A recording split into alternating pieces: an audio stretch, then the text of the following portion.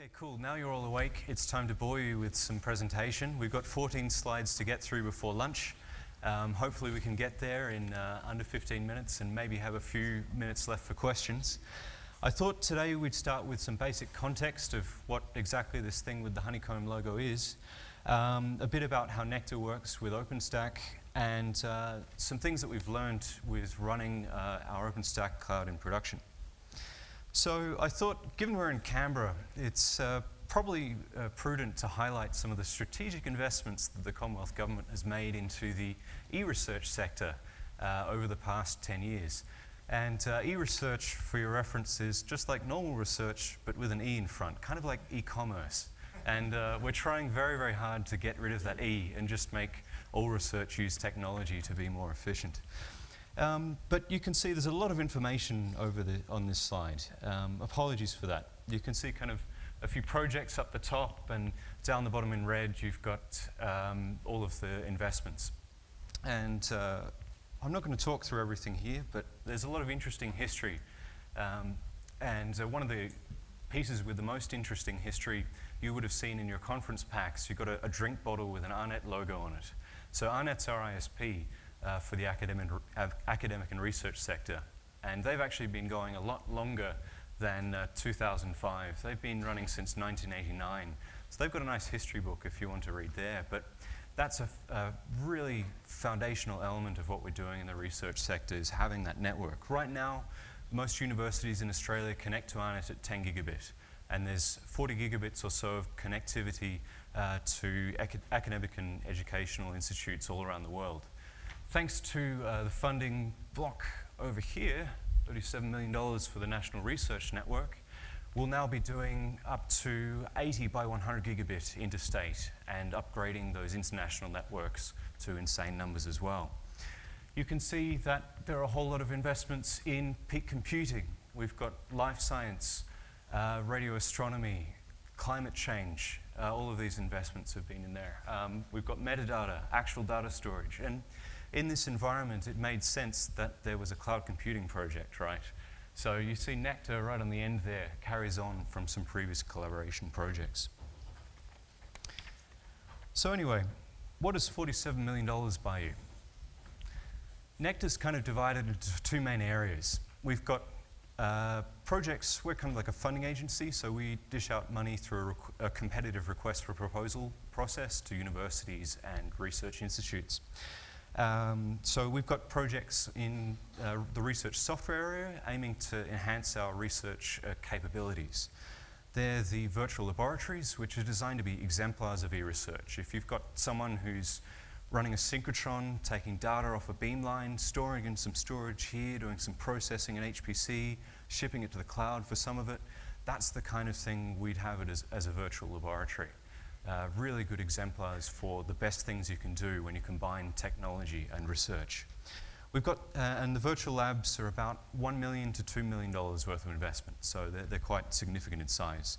Smaller in size is e-research tools, which is designed to fix some capability gaps in specific fields and areas. So in most cases there, we're looking to extend existing tools, maybe to work on the cloud. Then we've got a couple of infrastructure platforms. We've got a national service program, which is kind of like your corporate enterprise, really reliable hosting environment that we just use for the really critical infrastructure. The thing that does the authentication, for example. And then what we're talking about today is the research cloud, which is essentially an infrastructure as a service cloud computing solution based on OpenStack for any researcher working in any discipline at any publicly funded research institute in the country. So one of the questions we get asked all the time is, why would we bother doing this ourselves? In some sense, it's because of the way the funding model works in Australia, but there are a number of good reasons apart from that why this is a really great idea. And I've got a list there. So one is the honeypot effect. So by putting in a significant investment like this, it grows a community around it. And research, a lot of communication happens by words of mouth. Universities are like these fiefdoms, and trying to come in from the top and get a message down to all researchers is very difficult. So having a sizable infrastructure that you can wander down the corridor and say, hey, this is awesome, we can start VMs, is important. local infrastructure is more important, more responsive to research needs. Don't know how many of you have called up the phone and asked Amazon saying, hey, I've got one researcher here who really needs your cloud to do this. And see what they say. You kind of get a bit of a shopfront feeling. So, whereas we're based on OpenStack, we can take feature requests, even if it's just that one guy, and actually change our infrastructure to meet the needs of our researchers. Our cloud is free, so that's a difficult service offering and usage model to make out of a commercial service. We do things like anyone with no approval from us, because we've got a single sign-on service for all of Australian research, can kind of log into the cloud and just get 2 cores. They can start up 1 or 2 VMs straight away. That kind of model is difficult to do unless you've got complete control of your infrastructure. One of the big ones is locality to instruments. So we've got this high-performance network that we talked about before. It would be a shame to ship some money somewhere where we couldn't take advantage of that. We've got all of these telescopes, synchrotrons, other scientific instruments around the country, and we want people to have access to those. We've got a whole lot of data that already exists there, and we want really good access to that. And then, of course, just to round it off, data sovereignty. You guys know all about that. We've even got some use cases where if we move data interstate, that would break laws, so we've got to watch out for that. So the NeCTAR Research Cloud, it's a platform for failure. Sounds interesting, doesn't it? But essentially, innovation is a very risky activity. What we want is to, instead of having the current situation where a researcher needs to have 6 months of grant time, as Josh was talking about before, and then maybe the server will arrive, and then they've got to hurriedly get things going in the end. We want them instead to log into a web interface, click, click, click, they've got a 16-core server. And that reduces not only the cost of failure, so they can try out things with much less of a ramp-up time, but also the barrier to success. And it's built to a research spec, so it's got to work 24/7. We've got to allow Australians to collaborate with researchers and groups overseas across boundaries. Some of you might be sysadmins at universities or schools or something like that. You'll know how well researchers work around any roadblock you want to put in their way. So we want it to be something they can use. So it's all based on OpenStack. We'll talk about that in a moment. One of the interesting things is it's a single national cloud which is comprised of 8 sites. So we've actually got a federated cloud running. And that has its own challenges working across the different administrative domains. About 30,000 cores when it's complete. Maybe we'll have a few petabytes of object storage, but there's another project focusing on the storage problem in general, which will have a few hundred petabytes. We're working together with them. But we're dealing with 2 use cases there. One is we've got a researcher who's just like, I want a VM. They log onto the web interface, like click, click, click, click, click, click, click, start already. And we want to be able to deal with that. The VM just pops up wherever there's the best resource available. But we've also got researchers who have use cases where they've already got data, they've got an instrument they want to talk to, and we need to have the ability for them to say, okay, I really want my VM to start at ANU. So they're kind of the use cases we're working with. So one of the best things about working in a government project that has a mandate for openness is slides like this. So for those who want data center pics, we can do that later as well. But basically, here's your proof that OpenStack works well with all different kinds of hardware. How many vendors can we count there? We've had 3 of our subcontractors have procured so far. QSIF and Monash are going to go for another procurement to get up to that 4,000 core mark. You can see that we're going to have locations all around the country. For some reason, everyone went with Cisco Nexus, though. There's nothing that we've done that kind of leads towards that. But yes. Yeah. There's tons. Just go to the OpenStack website, click on the list of companies, and then just click randomly. You're bound to find a 10 gig switch somewhere. But anyway, you know, that was 7,000 cores that we've got on the ground right now. We've got a lot of work because we're trying to get to 30 by the end of the year. So if you're a vendor, look out for our tenders and give us excellent value for money. So jumping into OpenStack, I talked a bit before about those couple of use cases we're dealing with. There's a piece of, so is everyone familiar with Amazon? Hands? Yeah, okay. So you know about regions, availability zones, this kind of thing. Cells is basically what allows us to do that in OpenStack. What allows us to have, sorry about the resolution here, a choice where if you leave it on default, the virtual machine will just pop up in one of our cloud sites. Or you can select, in this case, we're going for Monash. And this is really recent functionality that Chris Behrens at Rackspace has been working on. And they're using it in production, so it's good enough for us. So basically the idea is that by default, start a VM goes anywhere in Australia. If you want it to go somewhere in particular, you choose from the drop-down box. And remember before, everything in the OpenStack user interface should be through an API. So it also works for command line calls, API calls.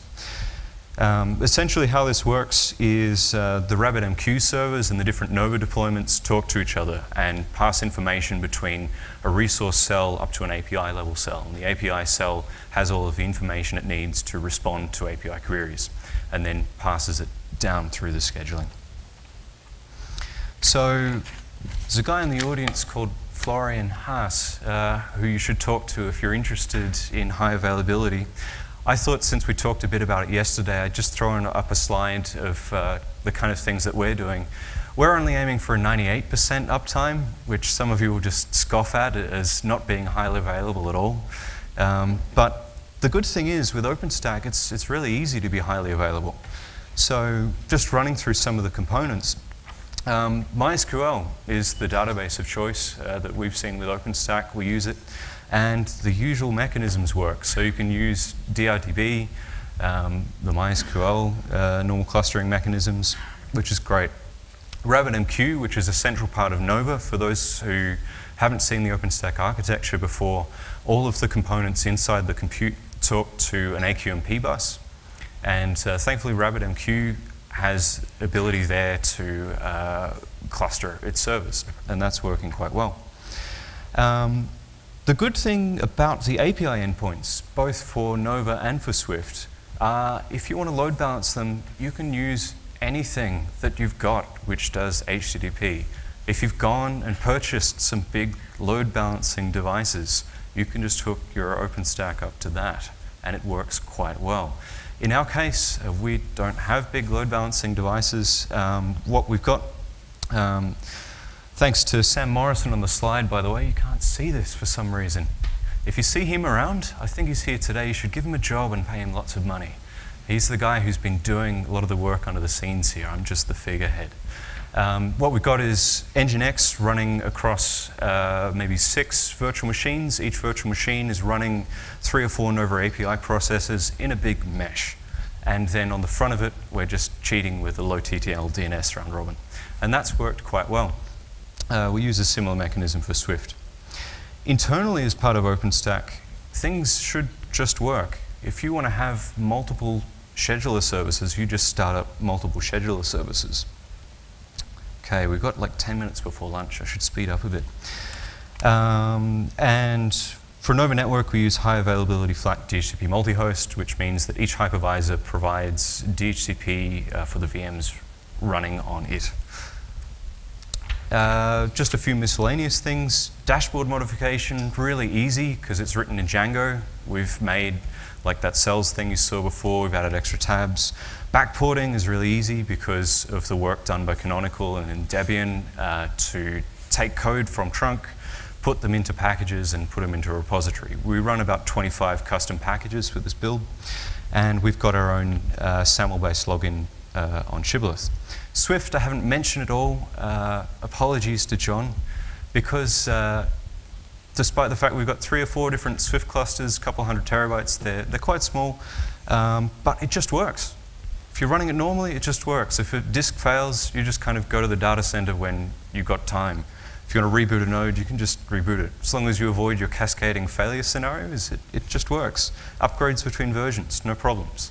Small little note about S3 API and quotas, but that's okay. We know why that is. Installation. I wanted to tell you a story about Puppet. A lot of you have heard of these automated configuration management things. But recently, one of our subcontractors called us up and said, hey, we need help with our installation. And just prior to that, Sam and the team at the University of Melbourne have been doing a lot of work on our Puppet scripts to make them nice and generic, so they worked across multiple sites. So effectively, given these kind of prerequisites, all the hardware is good to go, you know what the IP address is, this kind of thing, is I flew up there armed with a laptop and a Git checkout of our Puppet scripts. We changed the IP addresses in the site PP variables, and just hit the install button. OpenStack, Nova's kind of got like a dozen control services. You've got a Swift cluster with proxies, storage nodes. You've got VNC console servers, all these kind of things, and it just worked. And that, I think, is a really great point about Puppet. Yes, Florian? Is this up on Puppet Forge? Yeah, it's not on Puppet Forge. It's on our GitHub for now. Some of the stuff we're doing is specific to our use case. And we also started work on Puppet before there was all of the stuff happening in the community. So we kind of went in a bit of a different direction earlier. But by all means, educate us, because there's probably things we're doing wrong, and steal whatever you can. Operations, one of the things we found were there are a whole bunch of HPC people around our community, and they're like, okay, yes, let's just cram lots of disks into the compute node, and everything will be great and high performance. And then it came to kernel upgrade time, and it couldn't happen. So one of the things that's a bit different that we found is you need the ability to move the virtual machines from one physical host to another in a way that doesn't really impact the user. So you can do those reboots, do those patches. And that's something I'd point out that we learned.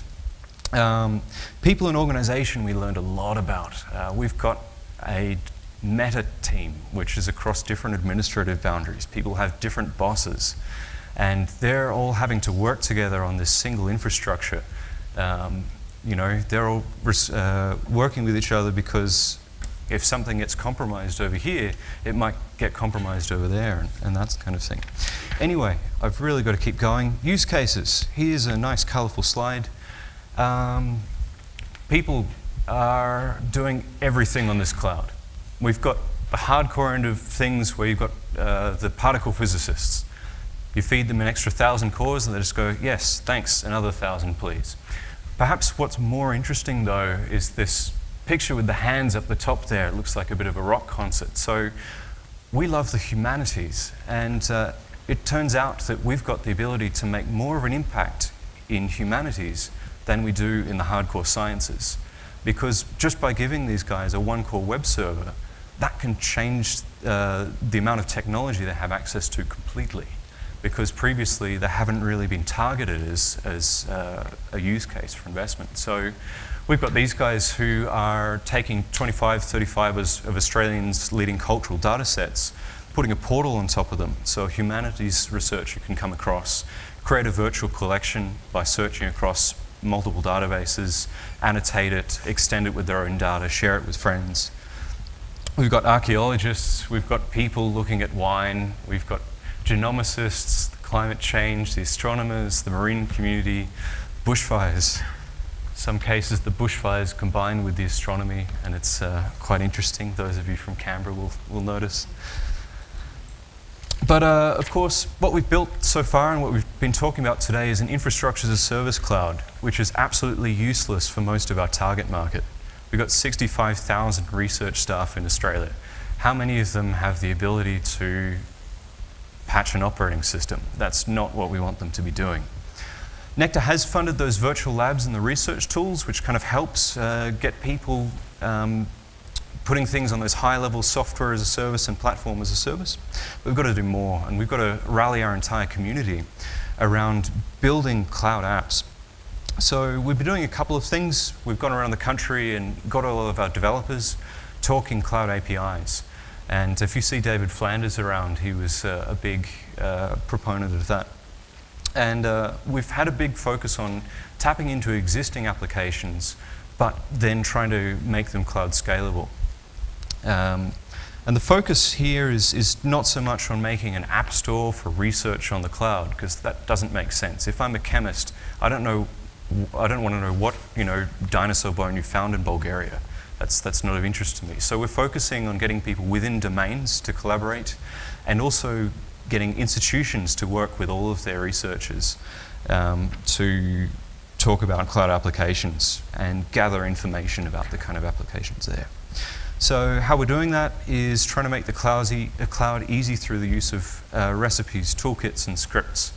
Talked a bit about Puppet before. Turns out that even though us infrastructure guys are using Puppet predominantly, a lot of our application guys are using Chef, and that's great, and we really support that. Apologies to Dan.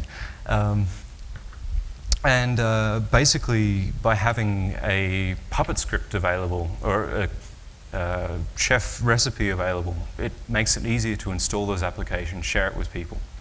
And in addition, makes it more likely that someone is going to have a software as a service solution that they're going to share with researchers in their domain.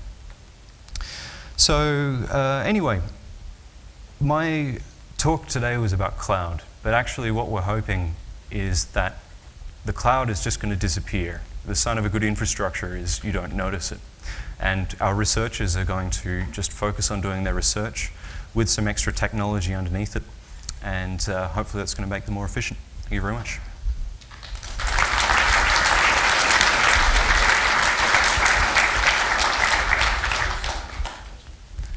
It's 12:16. We made it. Any questions for Tom? I always have a question. So I think we could characterize the sort of platform as a service SaaS approach you're taking as being sort of service catalog / app store. Have you looked at doing something like Cloud Foundry or OpenShift or more traditional PaaS solution instead, or as well as? Yeah, absolutely. So there are a bunch of great both commercial products and some open source options for starting up applications where they've already got, click, make a media wiki, click, make this, in addition to bespoke applications. One of the problems we've got in NeCTAR is the particular bucket of government money that we're drawing from can't be used for operations. So that's our big problem, unfortunately. So that probably preempts my second question, which was about security and monitoring, which would be, I guess, an operational concern that Right, so security and monitoring, how the NeCTAR projects work is we've got $47 million of government money coming in, but we didn't want to just make $47 million worth of value. So we require all of our subcontractors to make in-kind contributions. And for the case of cloud sites, the bulk of that contribution comes from the operations. So we have got enough staff on the ground that we can do security and monitoring correctly. Thanks.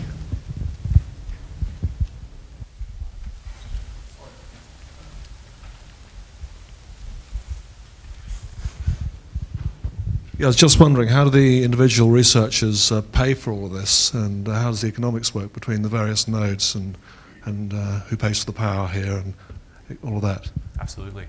So the question was, how do individual researchers pay for this? And that's a very interesting question to look at, because essentially what it comes down to is resource allocation. Individual researchers do not pay for this. Their research groups don't pay for this. This has been paid for by the Australian government and the institutions which are hosting NeCTAR projects. However, it's a finite resource.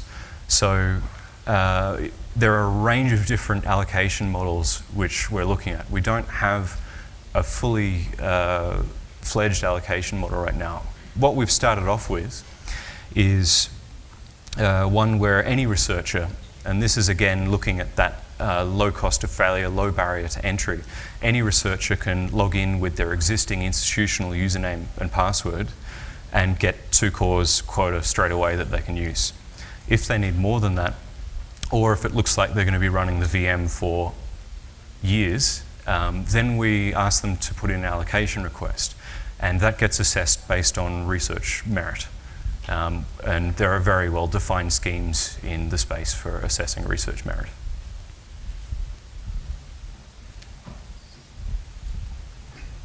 Thank you. See you after lunch.